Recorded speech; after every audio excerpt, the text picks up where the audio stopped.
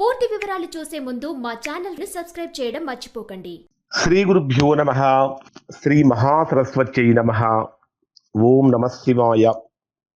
Narayana Sastry astrology channel వీక్షిస్తున్నటువంటి ప్రేక్షక మహాశీలకు స్వాగతం, సుస్వాగతం.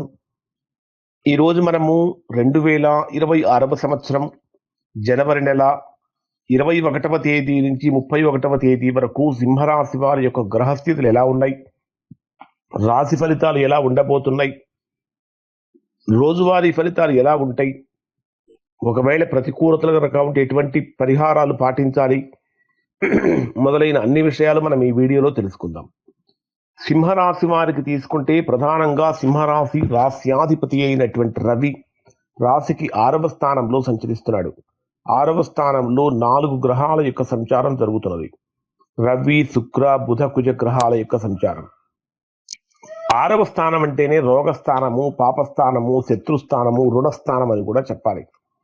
6వ స్థానంలో సంచరించే గ్రహాలు అంటే పాపస్థానంలో సంచరించే గ్రహాలు ఏవి కూడా సంపూర్ణమైన యోగాన్ని, శుభ ఫలితాన్ని ఇవ్వలేవు.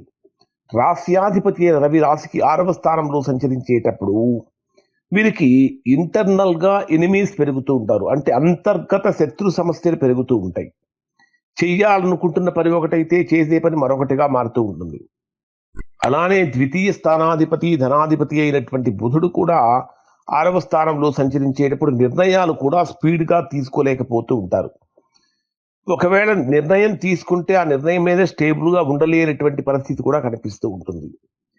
అలానే మీ రాశికి భాగ్యస్థానాధిపతి అంటే 9వ స్థానాధిపతి అయినటువంటి కుజుడు 6వ స్థానంలో ఉన్నప్పటికీ ఉచ్చ స్థానంలో సంచరిస్తున్నాడు.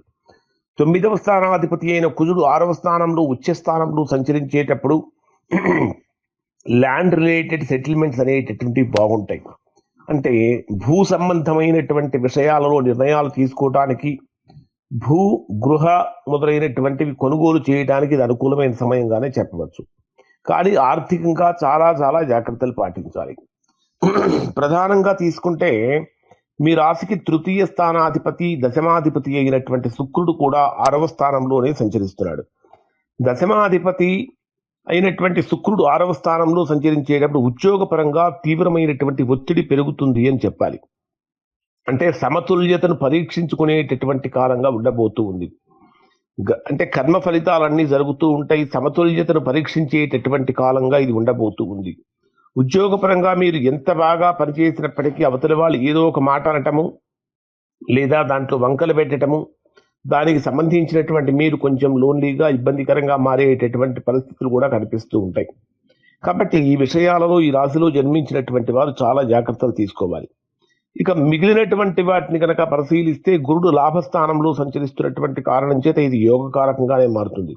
మంచి మంచి ఉపన్యాసాలు ఇస్తారు, మంచి మంచి చర్చలు జరుపుతూ ఉంటారు, అనేక రకాలైనటువంటి నిర్ణయాలు తీసుకుంటారు. కొన్ని సందర్భాలలో మీరు తీసుకునేటటువంటి నిర్ణయాలే ఏదో కొంచెం గందరగోళంగా ఈ నిర్ణయం నేను తీసుకుంటుంది కరెక్టేనా కాదా అనేటటువంటి సంశయము, సందిగ్ధత మీకే కలిగే అవకాశాలు ఉంటాయి.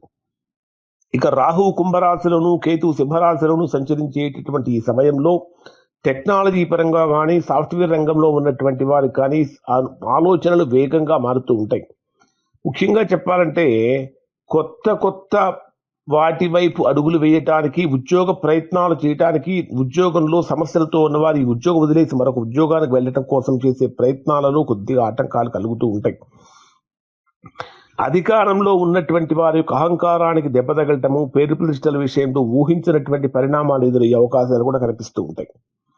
ఇక శని ప్రభావాన్ని కనుక మనం పరిశీలించినట్లయితే ఈ సింహరాశి వారికి 8వ స్థానంలో సంచరించే శని సంచారం వలన అంతర్ముఖంగా లేదా ఆధ్యాత్మిక పరంగా కొంచెం భక్తి పెరుగుతుంది. గతంలో నిర్లక్ష్యం చేసినటువంటి పనులు ఏవైతే ఉన్నాయో అవి ఇప్పుడు మానసికంగా భారంగా అనిపిస్తూ ఉంటాయి. కానీ సేవ, దానము, నియమశీలత పాటించిన వారికి మాత్రం ఈ కాలం అంతా కూడా స్థిరమైనటువంటి శుభ ఫలితాలు ఇచ్చేటటువంటి విధంగా ముందుకు వెళ్ళబోతూ ఉంది. మొత్తం మీద ఈ కాలాన్ని కనుక పరిశీలిస్తే అహంకారం తగ్గించుకుంటే అభివృద్ధి పెరుగుతూ ఉంటుంది. కర్తవ్యాన్ని నిబద్ధతతో కనుక చేస్తే శీఘ్రమైనటువంటి విజయం ప్రాప్తిస్తుంది అని చెప్పాలి. కర్తవ్యాన్ని నిబద్ధతతో చేస్తే విజయం ప్రాప్తిస్తుంది. మరి డే వైజ్గా పరిశీలిస్తే ఈ రాశి వారికి ఏ విధంగా ఉంటుందంటే 21వ తేదీ ఉదయం నుంచి 23వ తేదీ ఉదయం 8:31 వరకు ఉండేటటువంటి సమయంలో ఇది భాగస్వామ్య పరీక్షా దశగా మారబోతుంది. దాంపత్య జీవితంలో కానీ వ్యాపార భాగస్వామ్యాల్లో కానీ స్వల్పమైన విభేదాలు వచ్చే అవకాశాలు ఉంటాయి. ఉద్యోగంలో కూడా సహోద్యోగులతో చాలా జాగ్రత్తగా ఉండాలి.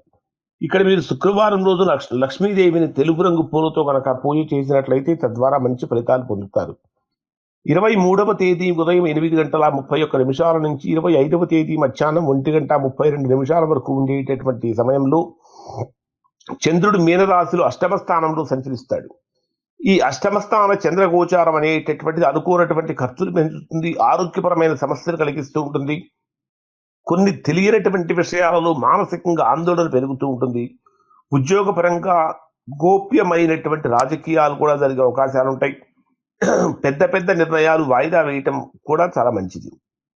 ఇక్కడ చక్కగా సోమవారం రోజున శివుడికి నీటితో కనుక అభిషేకం చేయించినట్లయితే మంచి ఫలితాలు పొందుతారు. 25వ తేదీ మధ్యాహ్నం 1:32 నుంచి 27వ తేదీ సాయంత్రం 4:41 వరకు ఉండేటటువంటి సమయంలో ఇది భాగ్యస్థానంలో సంచరించేటటువంటి చంద్రుడి యొక్క ప్రభావం కారణం చేత దైవ కృప పెరుగుతుంది, దైవానుగ్రహం పెరుగుతుంది. దైవానుగ్రహంతో అన్ని కార్యాల్లో విజయం ప్రాప్తిస్తుంది. గురు అనుగ్రహం కూడా పెరుగుతుంది. ప్రయాణాలలో లాభం కలుగుతుంది. చదువులు పోటీ పరీక్షలకు వెళ్ళేటటువంటి వారికి మంచి ఫలితాలు పొందుతారు. అలానే లీగల్ మ్యాటర్స్లో ఇబ్బందులు ఎదుర్కొంటున్నటువంటి వారికి అనుకూలత పెరుగుతూ ఉంటుందని చెప్పాలి.